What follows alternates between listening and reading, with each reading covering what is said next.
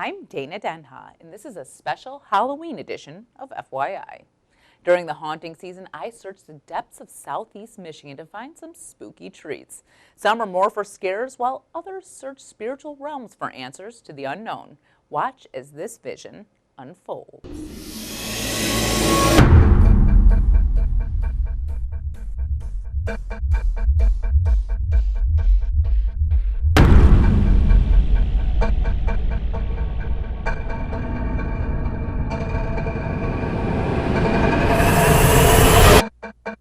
Everything seems a little more eerie once October rolls around.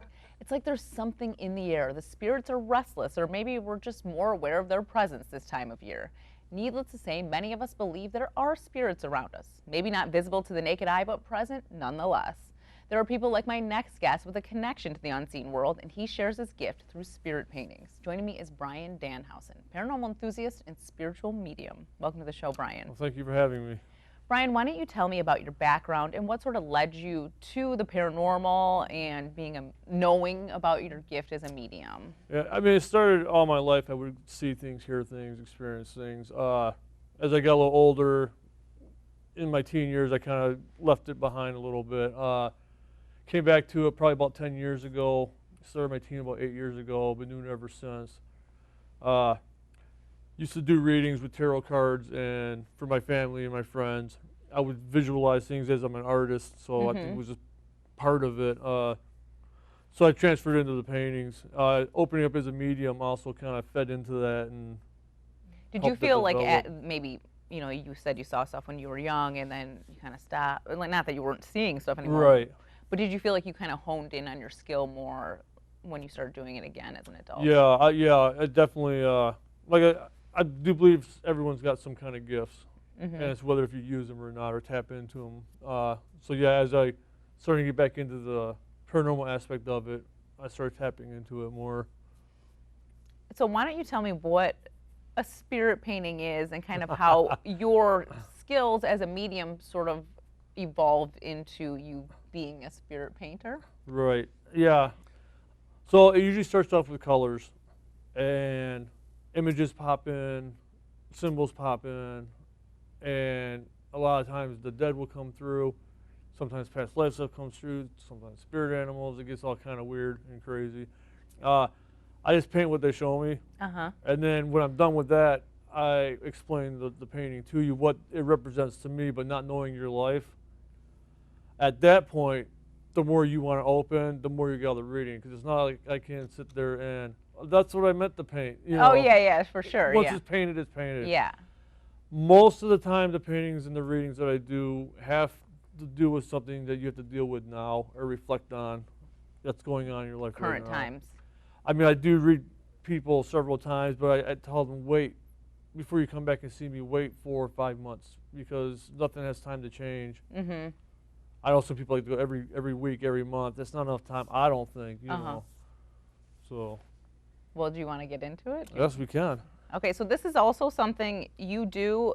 People can go to cons and stuff and see you. You can do it. You do video chats now. Yes. Yeah, I just started doing the video because I did a lot of the cons, and so people can't make it all the time. And thankfully, I'm pretty busy at the cons doing this. So sometimes it's hard to get on the list. So I started doing the video versions of it, which anyone all over the world. All over the world. Yeah. I just actually did an interview in the UK, so wow, that was pretty cool. Yeah, that's awesome. All right, let's see. Let's see what happens. I'm so nervous. I'm excited. So we kind of did the connection before. Yeah. So before the show, because we're a little far away from each other, we held hands, which is part of it, and you kind of feel my energy. Right, and images pop in. Like I said, as I've been growing and doing this, it's developed more, and doing the video chats, I'm able to still pick up on things. So, all right. Okay, let's see where this goes. So I'll just talk to you a little bit. I know it's kind of quiet sometimes when you do it, or right. Because we are on a TV show, dead air's right, dead air's not good. So I said usually I will put on, if I'm at a show, I'll wear my headphones just to concentrate. Concentrate and keep everything in line, because it does come in kind of fast. So I know when after you held my hands, you were like sort of trying to remember what you were seeing because it was going to be a few minutes. Right. So it's nicer for you to have that painting sort of start right away. Right. Typically. Well, like I said, when I was sitting in the green room, certain things were already popping in. Just as I was thinking about this reading. So yeah, it's like I said, it's kind of weird, man. It's just. And you said like you don't really know these people. We've met one time before. Right. We don't hang out together. No. We don't really know each other. So like whatever you're getting is from what you felt. Right. Being in my presence or in this area, in this building. And when I first started, I would want to hold back because sometimes they do get personal. Sometimes they're not always good. But I think that's, like you said, it has to do with whatever's going on in your life currently. And right. everyone has hardships in their life. And I think, like, I told you I'll be very open with this. We'll see where it goes. I know what's going on currently in my life. Right. So.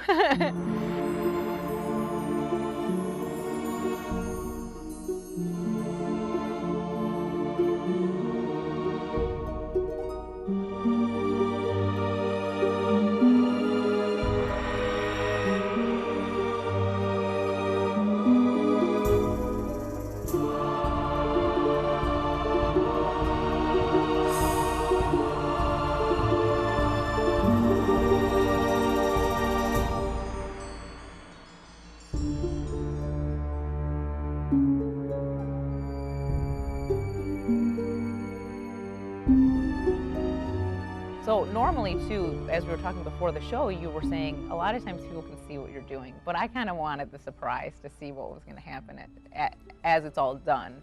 I can kind of see the color palette you're working it with, but I have no idea what's going on. Well, yeah, some people will sit and wait. Usually I don't talk, but as you said, dead air is not good. Yeah. Some people come around, they want to watch this. Sometimes it goes in layers and things get covered, But after the fact, you're telling me what. Yeah, I'm going to tell you everything that was going on in the. And typically, how long does it take to do a spirit painting? I'm doing a little bit bigger size for you. I usually do 8x10s. If people want bigger ones, I usually bring canvases. About 10-15 minutes. Again, it depends on how much you want to open at the point of the feeling. You want to open. Yeah. And you've seen sort of your spirit paintings, or what was the other term you used? It's not always a spirit painting. I did. I used to I call them energy paintings. Energy paintings. But like I said, it seems to be so much more than that. Well, I kind of like the term spirit. Not that it's like has to be the dead or whatever, but it's spiritual. And everyone's spiritual in a different way. Right. But you've sort of seen this evolve as you've gone on in these last. They're actually still showing me like new symbols and new things like that. So, yeah. And I've always said, even like in the paranormal field or anywhere, if you got to keep constantly growing and learning. That's why I'm a big fan of working with other investigators. Because everyone's got different techniques, everyone's got different ideals, and again, no one's wrong, no one's right.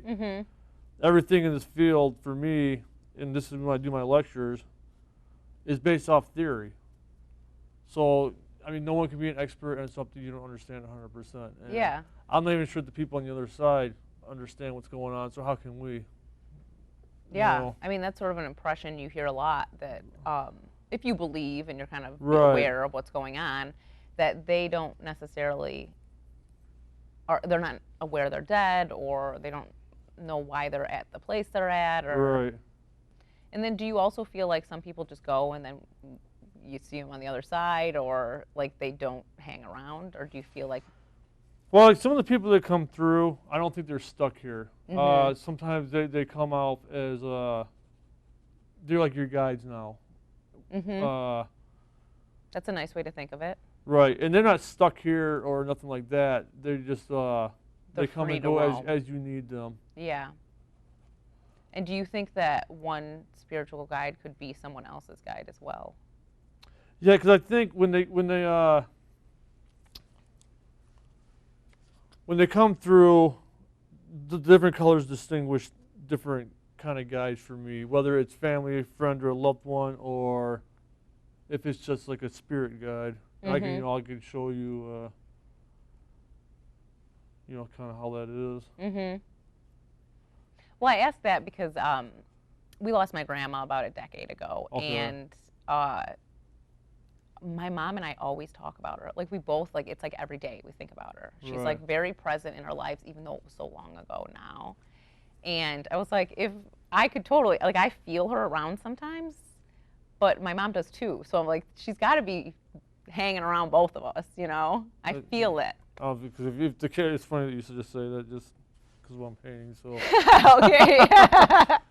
as the camera will see, see what I'm doing here. So yeah. You mentioned that your family's obviously well aware of everything that you do. Have you done stuff for them? I had just recently painted my wife Darlene within like the last year. She wasn't open to it before, or you know what? It just never really came up because I've been with Darlene since I was 16. I'm 47 now. And that was kind of when you stopped doing, like you kind of petered out a little bit around that time. Yeah, because I had my son when I was, I was 18 when he was born, but 17 when... Well, yeah, that's young. Yeah. Have you seen anything that would scare you in these situations? The attachment I had scared me. Yeah. I had so a personal experience, yeah. Right. I had, I said some of these get very emotional, and, make me emotional as well, and, yeah. It makes sense. I mean, I was telling you, you told me to be open, and I said I'm always willing to be open with my viewers. Right. And especially if I'm going to do something like this, I don't want to hold back. Right. I want you to show the best of your ability, but I want to help you show your ability as well. And I've had psychics on the show before, and I'm not afraid to be emotional and like sort of just let it hang out there and see what happens.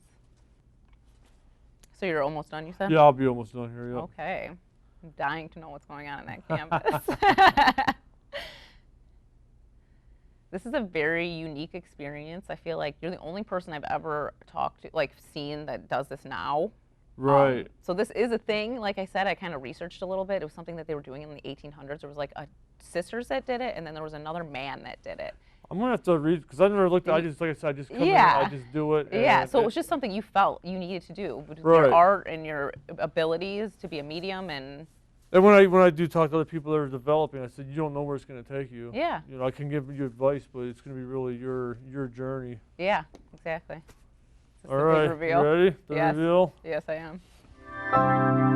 Okay.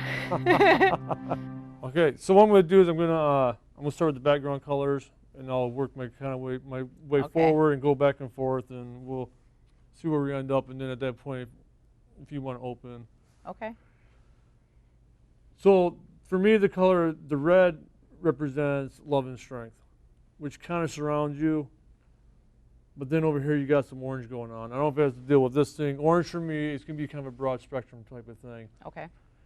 It usually represents like sickness, disease, but it don't have to be like an actual sickness, but it could be depression, anxiety, it could be alcoholism, self-harm. Like I said, I don't know your life. So does it have to be related to me, or could it be? It's just kind of surrounding. It's just kind of in your life, kind of surrounding you. Yeah. Okay. So this kind of represents you in the middle here. Okay. It's kind of the mother type of symbol. You're actually holding what seems to be like a smaller child. Okay. I see it. Yeah, we're kind of here, and we'll get back to this one in a second. This right here, for me, represents what I call burning at the stake, or persecution, which kind of directly comes in with these little swirls represent chaos and confusion. Mm-hmm. Now, the persecution and kind of stuff to bring to stake usually is past life stuff, but I think it kind of trickles over into this lifetime. Okay. So this, with the chaos and confusion, is just like a growing point for you that would have been. To put you to, I always say you always got to go through this kind of stuff to get to your next phase of who you're supposed to be. Okay. Type of thing. The yellow around your head is what I call a crown, which is for people who have gifts. Okay. which kind of go with these blue and white swirls, which I call portals. And that's where people with gifts go get their information from when they're kind of picking things out. Yep. Whether you use it or not, I don't know, but it's there. So if you wanted to use it, you could definitely develop it. Probably easier than most people might be able to. Okay. I'm going to say that for last. So these represent people. When they show me white, it represents people on the other side. When they show me the red cores, like your red core, which is actually a spiral, which is a representation of a very strong female energy, as opposed to just like the heart shaped. Yep. So the spiral on you is very strong. So again, family, friend, loved ones. Blue eyes usually represent male, where red eyes represent female. These guys are very prominent in the painting. They're kind of together on the other side. They watch over you, and I know. I have a hard time talking about certain people that have passed, and like I said, I'm going to be open about this, obviously. But I do feel people around. And so it's just making me feel more confident about what my own feelings about things. And it could be you might feel this more because maybe your gifts are maybe a little bit empathic, where you're picking up on the feelings and the energies. Again, I don't know your path and but that's probably helping you. But like I said, they became very prominent in the painting. I was seeing them in the green room. I told you I was picking up stuff before I came out here. They were already there. When I opened myself, where I go to speak to them, they were standing there waiting to show me, to let you know for sure that they're there. They're guiding you. And I'm sure you talk to them. I do. And when I tell people what you do, it's kind of a private thing. You don't have to talk out loud to them. No, I don't say it out loud typically. No. Because you don't have to. Yeah. But when they answer you, they might show you images in your head. They might show you song lyrics, memories. Don't second guess what they're showing you when you're asking them stuff. Sometimes they get a little cryptic. You got to kind of figure out how it plays into what you're. But don't be afraid to ask them either. Don't be afraid to utilize them. That's what they're do there to help you know. Yeah. Now this thing up here in the corner, because for me purple is like a negative color, and black usually represents things on this plane of existence. It's like some kind of negative energy, or it could be a person kind of looming over. It could be a situation that kind of is looming, maybe in the background a little bit, kind of waiting for that moment, whatever it might be, to insert itself into your life or whatever it might be. And so this little thing down here, they represent an infant spirit, whether it was in for a minute or it never quite made it. Somehow it's attached to you. The energy of, if you get what I'm saying. Not completely. How it might not have quite made it over. Like a child? Or? Like a child. Okay. So it's like a child energy that might not have made it to this kind of existence, but the energy of it stays with you. Okay. Whether it goes into like a new child or whatever, but it's still kind of. It's hanging out. It's hanging out because it's connected to you. Okay. That's a lot to take in. Yeah, it is. Yeah. So, as I mentioned, obviously, I always feel that connection to my grandmother. So I'm sure that's who showed up right away. And I say never second guess that, because it's your intuition that you're trusting, and they'll tell you exactly who they are. You just gotta believe them. So the other one is sort of an interesting one, and I do lean towards it being this person that we lost not that long ago, actually. Last October. He was a good friend of ours. He was there for the birth of my daughter. His name's Corby, and he just died very unexpectedly. So I think none of us had a chance to say goodbye to him. But I definitely feel like my daughter will talk about him, and she didn't even really. I mean, like, she was so young. Because he's around. That's why. So she'll mention him here and there, and I'm like, I mean, he was my husband's best friend, so he was more of a presence in his life than mine. I met him through my husband. But I'm like, he's around, dude. Right. He's around. Because I think for him it was unexpected too. Right. And that's why I think he's with her, because they're both surrounding you and your family. So. Mm-hmm. And then, you know, you mentioned, you know, I do feel loved. Obviously, that Right. I do feel loved in my life, but there is death in my life. My father-in-law is dying now. Oh. Yeah. And we don't know how long he has left. And it's something that I think all of us in my family think about all the time. And it just, he just doesn't seem like he's getting the end of life that he deserves. Right. Right. So I think that's where that sort of comes in. Could that be like the looming thing kind of hanging over you? Yes, I think that and is surrounded by the sickness. And, yeah, and then just feeling like he needs more than what he's getting. So I think that's definitely there. And when you say like that connection to the spirit world, I've always sort of felt that connection, and I do feel like I could tap into it easier than most people. Right. But I've never really like maybe sort of out of fear a little bit.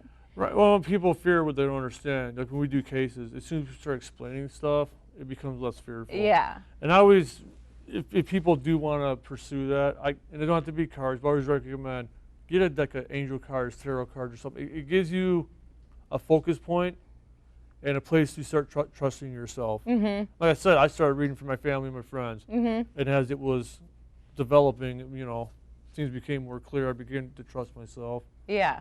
Yeah, because it is a thing where you definitely sort of need to trust yourself. And to come out and do shows like this, it's really kind of... Yeah, yeah. But it's a weird thing where recently, actually, I keep saying to my husband, and he acts like I'm totally cuckoo, that I'm seeing a mist at the house. Okay. I feel like I'll see it when I open a door, and it's like it dissipates pretty quickly, but I see a mist, and I'm like, know what that is, what's going on.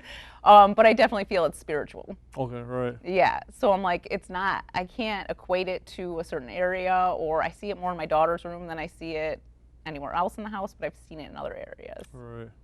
So that sort of like all just sort of makes sense with everything. But we're running out of time, Yes. so is there anything else you want to mention your book or anything else before we go? I mean, it's right there. Yeah, I don't know what I'm looking here.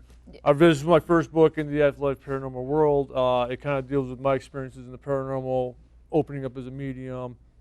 I wrote several books after that. I've helped with other books like Haunted Prisons. I had a piece in there. I wrote The Guide to Investigating with some other fellow investigators. Like I said, everyone's got different theories. Mm-hmm. Of course, I was on here last year with Strange Tales from the Unknown. Yep. Which I'm working on an animated series for right now. Awesome. So that should be cool. All right. Well, thank you, Brian, for coming on the show. Thank you. For more on this and other programs, visit a2gov.org/CTN. Visit youtube.com/CTN Ann Arbor to see all that we have to offer. And remember to like, comment, and share. Thanks for watching, and tune in next time to FYI.